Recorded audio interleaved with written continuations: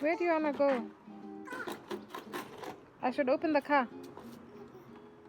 Okay.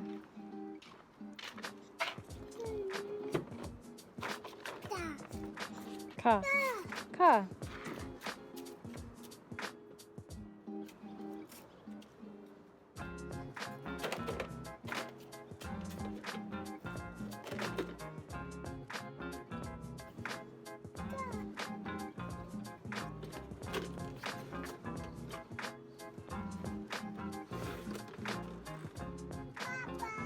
Bye-bye. Should I close? I should close. I should close.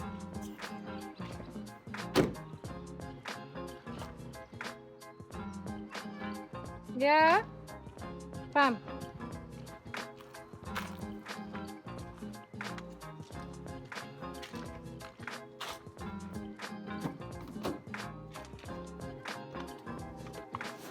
I thought you wanted to play outside. No, you want to just come chill in the car.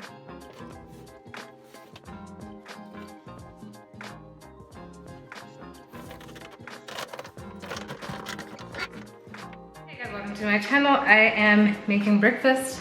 I'm running late. Even, yeah. So I'm making some veggie eggs. That's what Isaac calls it. Veggie eggs. I'm in the kitchen. Wendy's here. So I'm just making this quickly. Then we're going to leave to the event that we're going to. Event makes it sound hectic, but it's really not that hectic. Like seems pretty chill. Like it's a birthday lunch. Yeah, it's a birthday lunch. So I'm just gonna make this real quick. Then I'll share the funny story or the not so funny story in the car on our way there, so that I'm not super distracted. But I did want to talk about something. I saw on the gram that it's Nkumi and Brendan's traditional wedding today. So I had many questions. So I know that they are married, and I'd seen little pepper juice got in my eye, and I'd seen like that they had gotten married like a couple of years ago. Maybe they've been married for like 5 years or more, I'm not sure. But back then, like I had seen a post of like their wedding. I think they had like an intimate wedding. So I was like, does that mean Brendan like not that there's anything wrong with that, and that's something that I wanted to ask. Like, is there really something wrong with like a young, because it seems like they got married young. So my question is there anything wrong with like a young couple if they want to get married? Because the Bible talks about if y'all be burning, get married, you know. So like, is there anything wrong, like culturally or so wrong, with a young couple deciding, okay, we don't have the money for Samahadi now, which I'm assuming was the case. I'm assuming. Wendy, what are you doing? What are you doing? He likes eating the freezer ice. Anyway, now it's cute. That's it. Okay. Like, is there anything wrong with the young couple saying, okay, we can't afford Samahadi and stuff now, but we want to be married to each other and we want to get married now, you know? Just have a small situation in a certain number of years, and I think it's good to set a timeline, like to set like a deadline to say, well, okay, within 3 years we'll have the traditional wedding in Samahadi. You know what I mean? Not where it's kind of indefinite and it's like wishy-washy and you don't know, okay, is them taking out mahari gonna be dependent on just life situations, or is it a set out thing for, okay, in 4 years in Samahadi we'll have a big traditional wedding shop? Because the thing is, for me, I really enjoyed the traditional wedding. I felt like it was more, because there were less people, it was a lot more intimate. You really felt like the love, and I mean, people getting there like at like 5 a.m. and stuff shows the love, you know. So yeah, comment down below what you guys think about that. For me, like as a parent, my son was like, Mom, I really want to get married, but I can't afford Hudriala Mahadi. Can you please allow it? Or like if, no, the other way around. If like Zoe or like one of our daughters was to say, Mami, I really want to get married, but you can't afford Mahadi, but we are planning for the answer Mahadi at such and such a time, I think I'll be cool with it. Like, and honestly, like at the end of the day, guys, as the mother and the father, like if we're cool with it, like that's all that matters, to be quite honest, because we're the ones that raised them financially. We were the ones who put in the finances for raising them. You get what I mean? So I feel like there's definitely a beauty in like the uncles and the aunts and everyone like banding together to make things happen.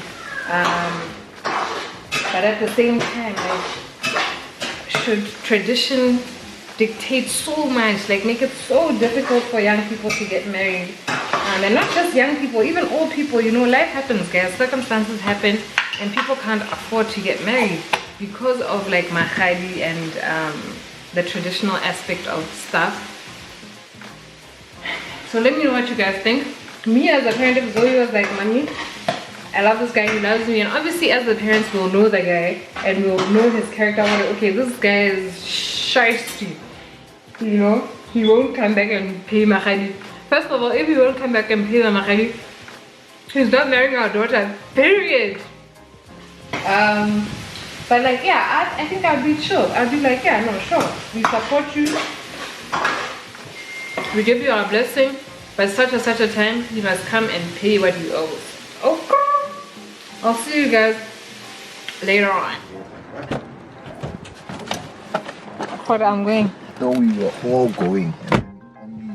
So, okay, you already said hi to the people. Alright. Yeah. Cool. So basically, the question that I want to ask you is, this morning I saw on the gram, right? You know Mpumi and Brendan?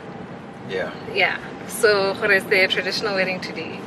Oh, okay. Yeah. No, they're married. Yeah. I'm like, cool. Hey, they're married. I think from what I've gathered, right? Just over like following her for some time. Why is it? Okay. They had gotten married. I think they had like their white wedding, or they went to go sign like 5 years ago or 6 years ago. Alright. And they had like a small intimate thing. So today I see Hore is their traditional wedding. Yeah. So I was just like, so Hore probably Mahadi Ghansi were back then, like those years ago and whatnot. This is my assumption, because I saw like blankets and whatnot being gifted at the wedding, right? Yeah. So I wanted to ask you what your opinion is of that. Like, let's say Zoe was to say, okay, Dad, I really want to get married, but my boyfriend can't afford Khonsa Mahadi, but we are planning for it in so many years. Okay, no, let me not. What's your opinion? I just want your opinion on the situation. On my opinion, or how I'd respond to Zoe? First your opinion, then you can tell me what you'd do if Zoe was to come and say, Dad. My opinion is the struggle is real. That's true. I was in the struggle myself, and when you're struggling, you find a partner to break through. So I totally understand. I mean, culture is supposed to make us better people. If culture is just a yoke on us, for what reason we don't understand. So my opinion, if my daughter Zoe was to say that, I'll be chilled. I'll be chilled. I'll be happy that they have a plan, and I'll be chilled. Yeah, well, I said the same thing.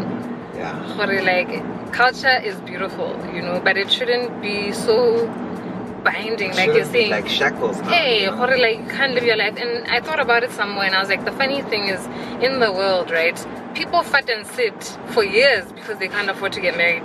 And what I mean by fight and sit is they cohabitate, they live together for many years, they have children, you know what I mean, and then like 10 years later they get married, and the white wedding and everything. So for me it was like, why is it, I feel like society and the world, right, in terms of like family, relatives, uncles and stuff, would be against a young couple saying, okay, we're going to go sign and have a small wedding, then do mahari at a later stage, as opposed to saying, okay, we're going to live together and we'll get married years later after having children. It doesn't make sense that they'll bless you going to live unmarried together, start a family unmarried, but they won't bless a small wedding because it's not good enough for them.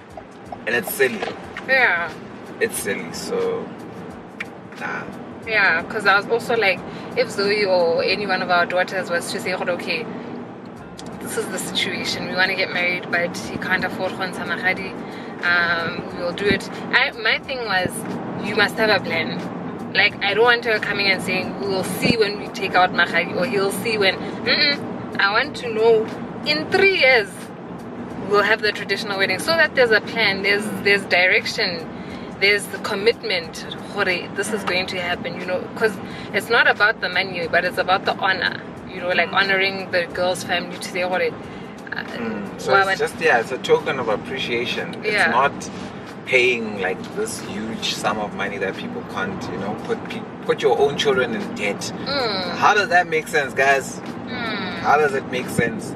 Take 50 grand from your kids, have them in debt, and then they'll be asking you for money because they are struggling. So, or that. So for me, it was like, the guy must have a vision. This is my plan to honor my commitment here. Not someone who just doesn't have direction and it's just like, we'll see. No. But I would definitely be cool with it. But we'll have like you'll have a small intimate wedding, if that's what you can afford. Because at the same time, as parents, obviously, like, we would chip in, right? Yeah, we would chip in for the wedding, but anyway, so I wanted to get Isaac's take on it because I already gave my opinion. We're on the way to the venue for the birthday thing. I mentioned funny story earlier on. The way I'm moving my camera, it's a bit uncomfortable. Anyway, so I mentioned, I'm gonna share a funny story with you guys. So the birthday girl, her name is Lulu. So Lulu's mom, basically she told me the wrong date, and she had told me that her birthday lunch was last weekend. So I rocked up at their house last weekend, and there was no one there except for her brother. So and what did he say? He was like, no, it's next weekend. And I'm like, no, she told me it's this weekend. And he's like, okay, I'm just someone who lives here. So such a typical boy thing to say, like such a typical guy thing to say. Nah, I just live here, bruh. I don't know the finer details. But he was right. So it's actually happening today. I'm with my handsome cameraman for today. What? Hey, now I'm going to just see the place and eat food. No, you will film me as I go in and sit. You don't have to, obviously you won't be there the whole time. Just some footage, Nyana. Some B-roll. Some B-roll, papa. Oops. Okay, see you at the venue, guys.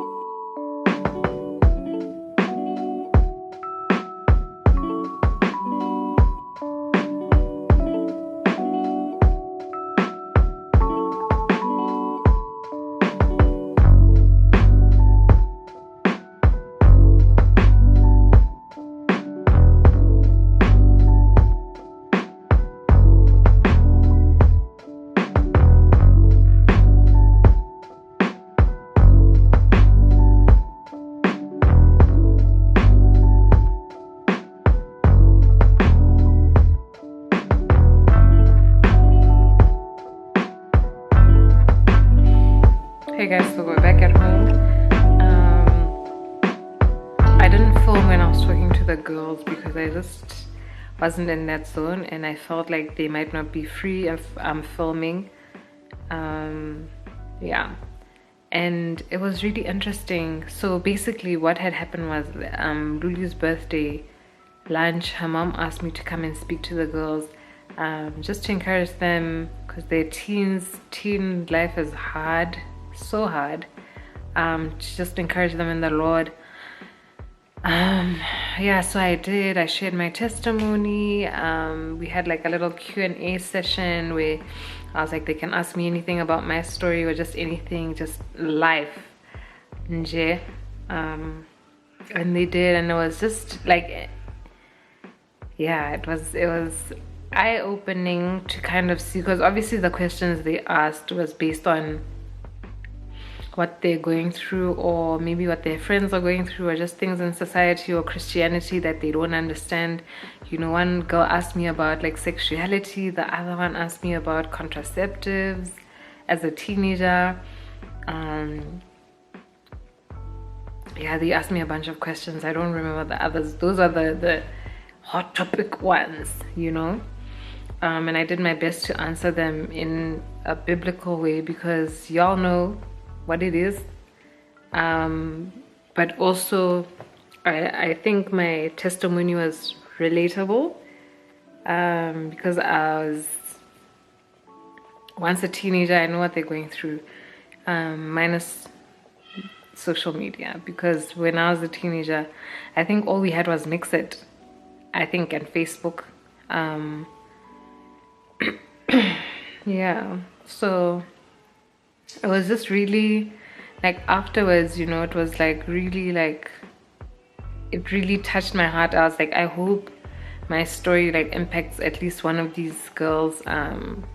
Zoe will be a teenager one day, and for me it was just like, yo guys, the things that teens go through. Like, I pray that my daughter, well, all my kids, but especially my daughters, because of context, would be able to speak to me and ask me these questions and not be afraid of